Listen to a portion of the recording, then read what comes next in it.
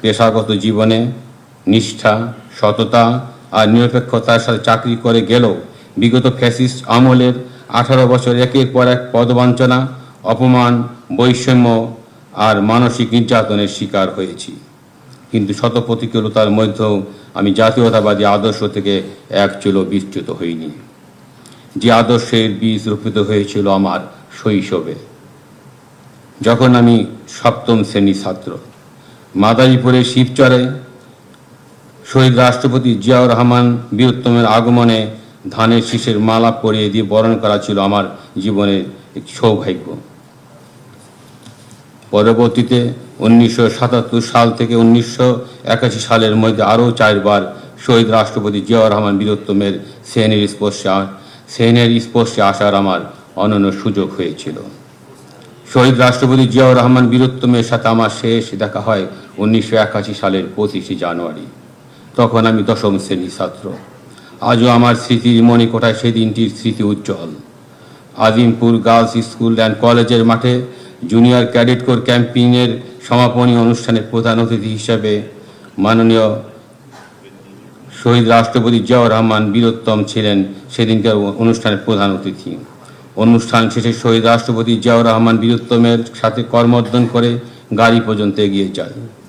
সে এক আলাদা শিহরণ, যেন আমি বিশ্ব জয় করেছি। তার কিছুদিন পরেই 1981 সালের 30শে মে শুনতে হলো বিষাদময় সেই খবর। নিজেকে সেদিন আর স্থির রাখতে পারিনি, কান্নায় ভেঙে পড়েছিলাম।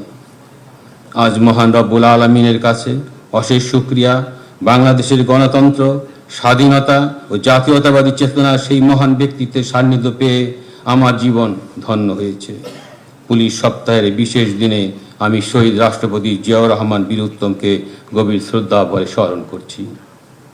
আমি পরম শ্রদ্ধার সাথে স্মরণ করছি 3 বারের সফল প্রধানমন্ত্রী, মাদার অব ডেমোক্রেসি, মুসলিম বিশ্বের দ্বিতীয় নারী প্রধানমন্ত্রী, আপসহীন দেশনেত্রী বেগম খালেদা জিয়াকে। তার স্নেহ, মমতা ও আস্থা আমার মতো নির্যাতিত ও ত্যাগী কর্মকর্তার জন্য ছিল আশ্রয় সাহসের প্রতীক। জীবনের সবচেয়ে কঠিন সময়ে তার একটি আশ্বাস, একটি স্নেহমাখা বাক্য আমাকে নতুন করে বেঁচে থাকার শক্তি দিত। মাননীয় প্রধানমন্ত্রী, আজ আপনার দূরদর্শী, ধৈর্যশীল ও রাষ্ট্রনায়কোচিত নেতৃত্বে বাংলাদেশ নতুন আশার পথে এগিয়ে যাচ্ছে।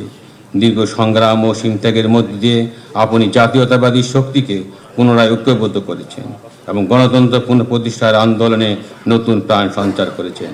আপনার প্রতি অশেষ কৃতজ্ঞতা মাননীয় প্রধানমন্ত্রী।